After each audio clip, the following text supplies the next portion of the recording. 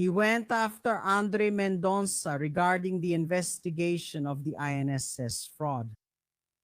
And the Attorney General said to take Mauricio Camisotti's cooperation testimony again.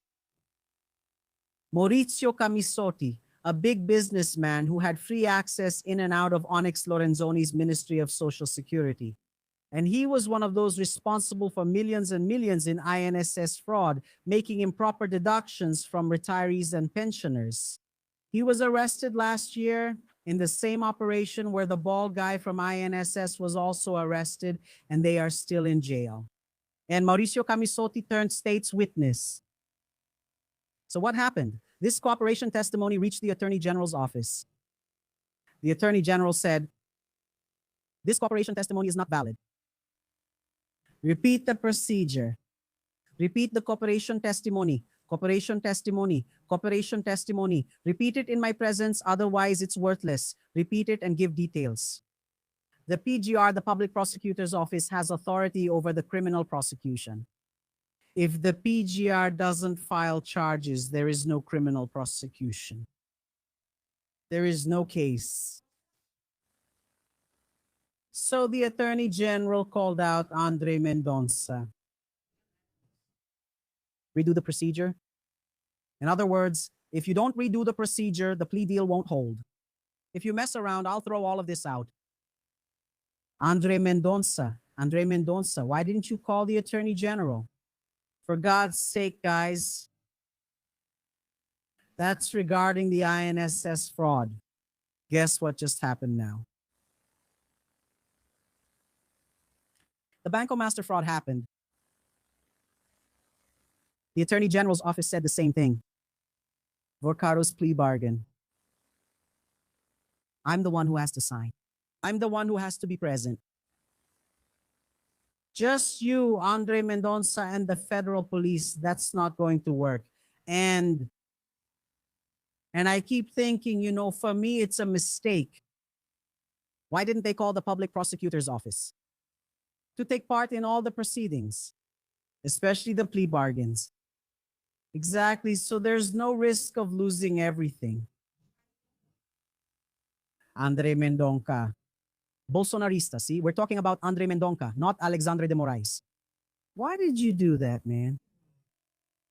Then it looks like, you know, you really want everything to end up swept under the rug, you know? Then it gets awkward. Oh no, look here, see? The Attorney General's office takes the lead in Vorcaro's plea bargain. The federal police are left trailing amid friction between investigative agencies. Attorney General's office. This is basic, guys. The Attorney General had to be called for all proceedings, especially plea bargains. Why? Because he's the one who files the charges. If he doesn't, he orders the case to be closed. He is the one in charge of the criminal prosecution. He has the exclusive right to file criminal charges. If there's no indictment, there's no case. That's it. And they are carrying out investigative steps without the participation of the Prosecutor General's office. They will have to redo everything all over again with the presence of the Prosecutor General. André Mendonça really messed up, right? To put it mildly. André Mendonça, help me for God's sake, my dear. Look, André Mendonça. Oh my God. May 1st was International Workers' Day, right, guys? A very important day. Look who got screwed over here. The court is forcing Havan to provide chairs for employees who work standing up. But that's not all. Look here. The Labor Court of Mato Grosso granted an injunction in a lawsuit filed by the Labor Prosecutor's Office against the Havan branch in Rondonópolis, ordering the company to provide seats with backrests for the workers and to adopt measures aimed at improving ergonomic conditions in the workplace. The decision provides for a fine of 50,000 in case of non-compliance. Then you might say, no, Andrea, because there are people who are just bad, right? They think the person has to stand for 6 hours, 8 hours a day. That doesn't exist, guys. The thing is, they didn't even have seats to sit on when they were resting. That little break, they have to rest, to have a snack, to go to the bathroom. If they wanted to sit down, they had to go to the toilet and sit on the toilet because there was nowhere for them to sit. This one here, look, who spoke out against ending the 6 days on, 1 day off schedule? Yeah, this one who said Brazil would turn into Venezuela if Lula won. And last year, Havan had the biggest profit in its entire history. More than 18 billion reais in profit that the companies of this guy here from Havan, the old man from Havan had. That's him. Who said that Brazil would become Venezuela if Lula won? Posted record profits last year. Will he come out publicly and say he was wrong? That actually, with Lula's government, he had the biggest profit of his life. He won't do that. Soon, what is he going to become? Whose sidekick is he going to be? Take a guess. Flavio Rachadinhas. Why? Why? Because Lula tries to include the poorest and the workers in the budget, and people like that, they hate poor people unless it's to clean their floor and to serve them, and preferably standing because they can't even sit down. It's this right here. Look. How much do you want to bet? In a little while, this one will be Flavio Bolsonaro's little sidekick. Yeah, just wait and you'll see. Who claimed Brazil would become Venezuela? The guy is getting richer and richer every year. And during Lula's government, he became richer than ever. But why, Andrea? Because Lula brings stability. Lula is a great statesman. He brings stability. He's not like Bolsonaro. One day, Bolsonaro would say one thing. He would pick a fight. Then the next week, Bolsonaro would take back what he had said, that lie, forget that he had lied, and lie again. And he would create another conflict over a different issue. Sometimes it was the National Congress, the mayor, governors, the Supreme Federal Court, or the armed forces, and he would stir everything up. Then there's no way to grow economically. Why? Because it becomes unstable. The economy becomes unstable. The guy, the head of the nation, was unpredictable. Lula isn't like that. Lula is calm. Lula governs with the main focus on the well-being of the poorest and most vulnerable, but he also creates satisfactory and stable conditions for entrepreneurs to grow in Brazil. That's the difference. Then some crooks like these come along saying they're right-wing for God, country, family, and conservative values. E somente que não sente. He should have come out publicly, apologized, and admitted he was wrong. Só que isso ele não vai fazer. Vai virar. Soon enough, you'll see a parrot, a little parakeet on Flavio Bolsonaro's shoulder. As my grandmother said, everyone gives what they have. Essa galera é mais do mesmo e muito do pouco. Não gostam de pobre. E não gosta de governo que coloca o pobre na agenda. Nem tampouco o trabalhador. O trabalhador só serve para ser explorado, produzir a riqueza e não usufruir dela. And still thinking that if there's any blame for the collapse, it's his and the workers' fault when it's not. And Jesus. And there are Bolsonaro supporters who now want a new amnesty. Since they didn't get the amnesty and the sentence calculation rules will soon become law, I'm not going to explain that whole situation again like I did in the 8:30 live. Everything will be in the hands of the Federal Supreme Court. Sentence reduction won't be automatic. Everyone must file a petition, which will go to Alexandre de Moraes. Meanwhile, a direct action of unconstitutionality will suspend the process to analyze the merits, and by then, most people will have already served their sentence. But what happens? Is there a Bolsonarist? There's a Bolsonarist who presented a new amnesty bill. This time they want amnesty for the cash, for the money. Because everyone who was convicted for January 8th was sentenced to pay compensation of 30 million reais. Everyone who was convicted. Some were ordered to pay 5 million depending on the circumstances. Now they are presenting a bill for financial amnesty. So they don't have to pay, for the damage they caused on January 8th.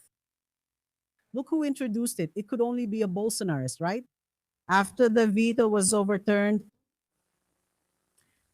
of Lula's vetoes of the sentencing bill.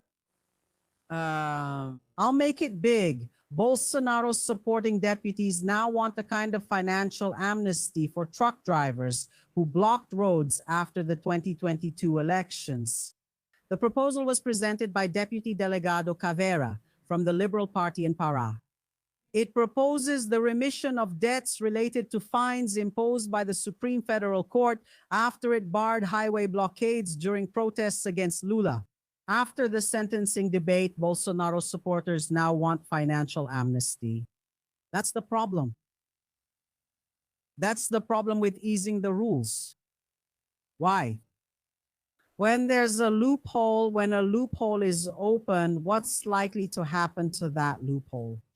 For example, in your house, suddenly a wall in your house developed a crack.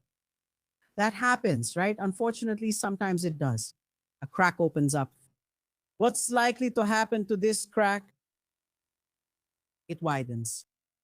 This situation, if you leave an opening in a situation, they'll come after you until you give them more room and loosen things even further. That's why many times there are situations in our lives where the answer is just no. Never means never. Because if you say maybe or who knows, you simply won't have peace in your life anymore. Isn't that right? It is. It's the same thing here when it comes to the coup plotter. They loosen things up a bit and they keep pushing and moving forward so that soon everything will be loosened. That everyone will be forgiven, amnestied, and have their sentences recalculated. Consequence? A coup, an attempted coup. It's coming our way soon. I even dare say that if Flavio Bolsonaro wins the elections, God forbid, in the name of Jesus, get behind me, Satan. If he wins, there will be a coup. What Bolsonaro couldn't do, he will try to do again.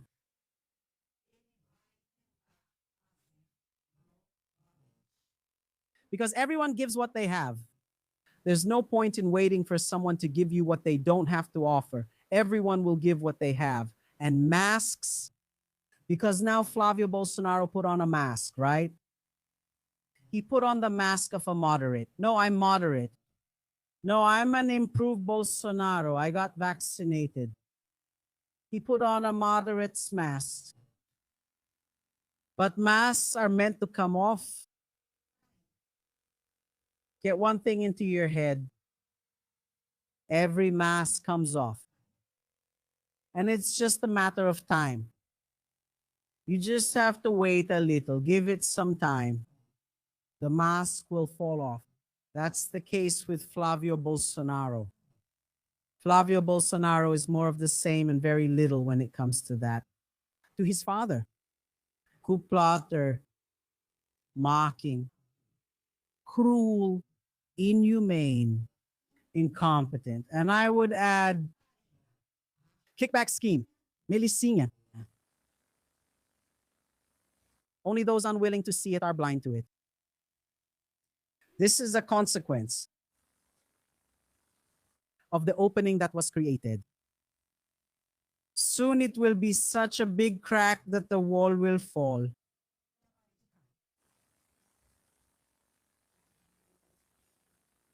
And we have to be very careful and not play around. Don't be fooled by Flavio Bolsonaro. And a new poll came out today. Take a look here. Real-time big data poll. Let's take a look here at the first round. First round, Lula, he's polling at 40%. Flavio Bolsonaro has 34% in the first round. A poll that just came out from the real-time big data poll. Look at the second round here. Second round, Flavio Bolsonaro wins by 1 percentage point of difference. This here actually is a statistical tie. There's a margin above and a margin below. But this one results in a statistical tie in the second round between Flavio Bolsonaro and Lula. So in the first round, Lula wins by as much as 6 percentage points. But in the second round, Flavio wins by 1 percentage point. What is this, Andrea? Total alert. Total alert. Here's the thing. Whoever wins, wins and takes it all. What the people chose, I know very well that this probably won't be the attitude or the words of the coup plotters. If they lose, it's very likely they'll say there was fraud, the whole situation. That's nothing new. Coup plotters are always like that. They just can't accept losing.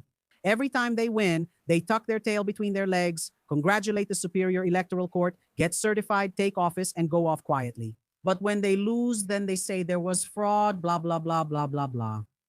There's nothing worse than people who don't know how to lose in life. Now, if they win, they'll get the sash and become president of the republic. And you can get ready. Still the same and not much else. Flavio is Bolsonaro. That already says it all, everything.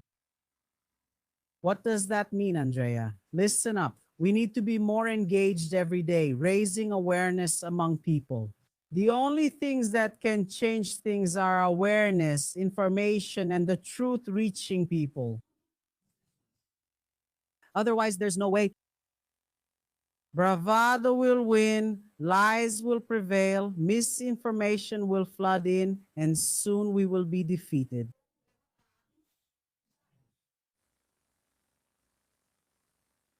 So engagement, all of us as Democrats need to be truly engaged. Goodbye. And it's not for tomorrow. It's for today. It's for now. Because later, crying over spilled milk won't help. We have to prevent the milk from spilling. Because once it's spilled, there's no point in crying. It's going to be at least 4 years of total chaos, especially for the poorest and for the workers of Brazil. Because you might not even like it. But those who defend, the ones who defend the workers and the most vulnerable people are the progressive side. It's the left, the far right, and the Bolsonaristas defend the elite they represent. The protection is for the white-collar criminals that they are. There is still time. It's not too late for us to keep the milk from spilling. So I invite you to get involved. Liking the live stream helps YouTube recommend it to more people. When you share, you reach more people yourself. When you comment, you boost engagement. And we need to reach more and more and more people.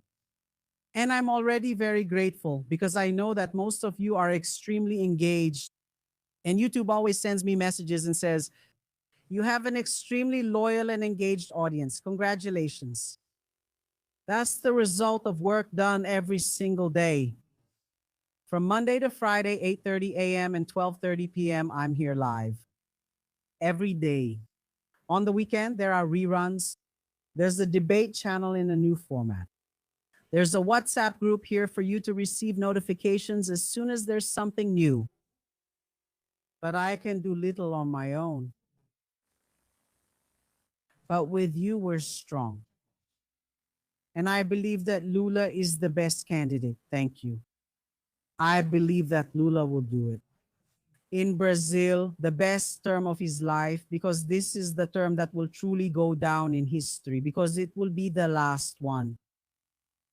He will turn 81 years old. So I truly believe that this will be the greatest opportunity of his life to do what no one has ever done before, what he knows and what needs to be done. And if there's someone who can do it, among these candidates who are out there, it's Lula. That's why I always say Lula. Tetra, my dear, like the live stream, comment, and share. It's very important. There was someone here I just remembered, and I'm going to answer that question. There was someone who made a comment here during the 8:30 live stream and said, Andrea, can't this Desenrola program be characterized as vote buying? No, why not?